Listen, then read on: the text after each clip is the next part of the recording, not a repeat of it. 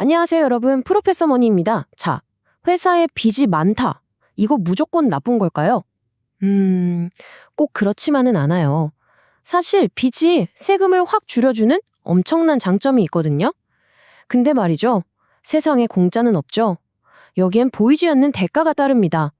오늘 바로 그 기업 재무의 핵심 딜레마, 파산 비용에 대해 제대로 파헤쳐 보겠습니다. 우리가 부채, 그러니까 빚은 세금을 아끼게 해주는 효과가 있다는 건 알고 있잖아요. 그럼 이런 궁금증이 생길 수밖에 없어요. 아니, 그렇게 좋으면 왜 모든 회사가 그냥 100% 빚으로만 운영하지 않는 걸까요? 뭔가 이유가 있겠죠? 네, 그래서 오늘 이 미스터리를 풀기 위해 이런 순서로 한번 따라가 볼 겁니다.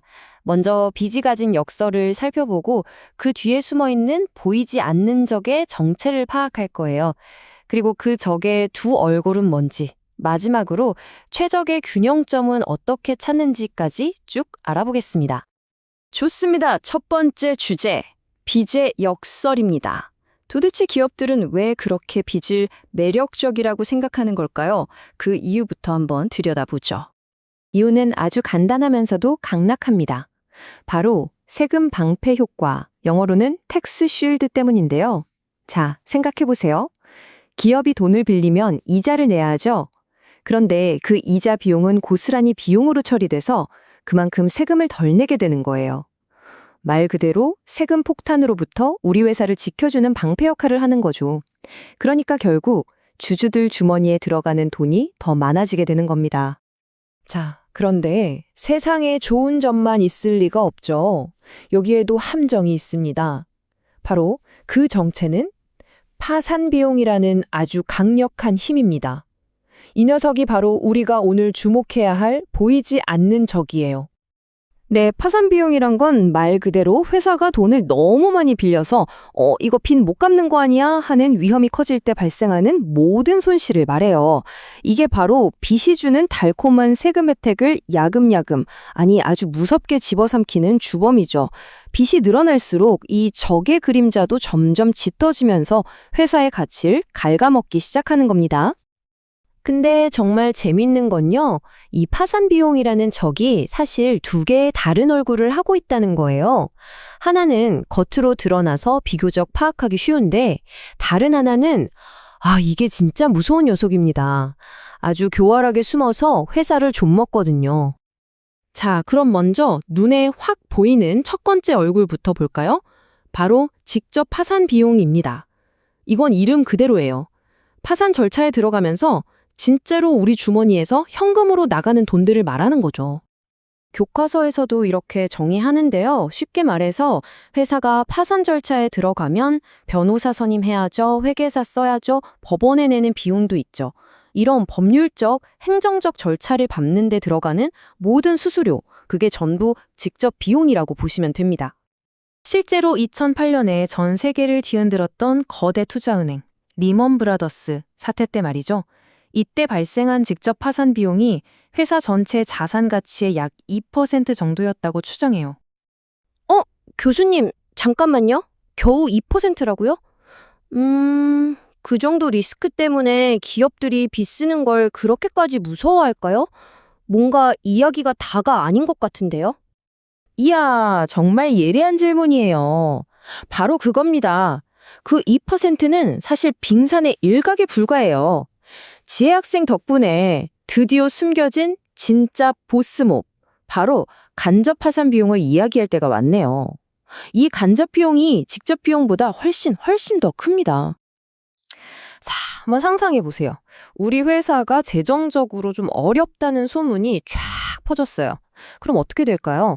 고객들은 저 회사 물건 샀다가 나중에 AS도 못 받는 거 아니야? 하면서 경쟁사 제품을 사기 시작하겠죠. 회사에서 제일 똑똑하고 일 잘하던 핵심 직원들은 이 배는 가라앉고 있어 하면서 더 안정적인 직장으로 탈출할 거고요. 물건 내주던 공급업체들은 외상 안 돼요, 무조건 현금 주세요 라고 나올 겁니다. 보세요. 아직 법적으로 파산한 것도 아닌데 회사의 사업 기반 자체가 그냥 뿌리채 흔들리고 있는 거예요. 그러니까 이 둘의 차이를 아는 게 정말 중요해요. 표를 보시면 명확하죠. 직접 비용은 변호사 비용처럼 눈에 보이고 계산도 가능하지만 간접 비용은 잃어버린 고객, 무너진 회사 평판 이런 것들이라 눈에 보이지도 않고 측정하기도 어렵습니다. 하지만 그 파괴력은 비교가 안 될 정도로 훨씬 크다는 거. 다시 말해 직접 비용이 빙산에 보이는 부분이라면 간접 비용은 그 아래에 숨어서 타이타닉을 침몰시키는 거대한 얼음덩어리인 셈이죠. 자, 그럼 이제 기업들은 이 달콤한 유혹과 무서운 위험 사이에서 어떻게 최적의 균형점을 찾아 나가는지 그 방법을 한번 살펴보겠습니다. 이 그림이 모든 걸 말해주네요. 재무 관리자가 하는 일이 바로 이 저울질입니다. 한쪽 저울판에는 빚을 쓸수록 점점 쌓이는 세금 절감 효과라는 보너스를 올려놓고 다른 한쪽 판에는 빚이 늘어날수록 점점 무거워지는 파산 비용이라는 폭탄을 올려놓는 거죠. 이 두 개의 무게가 완벽하게 균형을 이루는 지점, 그게 바로 최적 자본 구조입니다. 이런 균형점을 설명하는 아주 유명한 이론이 바로 자본구조의 정태 이론입니다. 식이 좀 복잡해 보이지만 사실 간단해요. 화면에 보이는 수식을 보세요. 기업의 진짜 가치는 뭐냐? 일단 빚이 하나도 없는 클린한 상태의 가치에다가 빚을 써서 얻는 세금 절감 효과의 가치를 더하고요. 거기서 끝이 아니라 빚 때문에 생길 수 있는 파산 비용의 가치를 빼주는 겁니다. 그러니까 빚을 추가로 썼을 때 얻는 세금 혜택이 그로 인해 늘어나는 파산 비용의 위험보다 딱 커지는 그 지점까지만 빚을 쓰는 게 가장 이상적이다. 이런 말이죠. 자, 그럼 오늘 우리가 만났던 이 보이지 않는 적에 대해 한번 깔끔하게 정리해 볼까요? 오늘의 핵심 내용입니다. 첫째, 빚은 세금 혜택이라는 장점이 있지만 파산 위험이라는 치명적인 단점도 함께 가져온다는 역설이 있죠.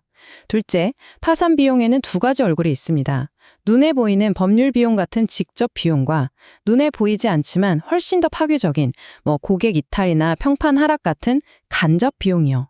그리고 마지막으로 가장 중요한 것, 최적의 자본 구조란 바로 이 세금 혜택과 파산 비용 사이에서 완벽한 균형점을 찾는 것입니다. 자, 그럼 마지막으로 여러분께 이런 질문을 한번 던져보겠습니다.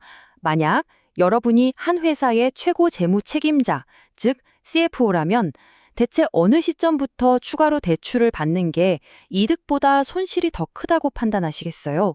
그 완벽한 균형점을 찾아내는 것, 어쩌면 이게 바로 재무라는 분야에서 가장 중요하고도 어려운 예술과 같은 영역이 아닐까 싶습니다.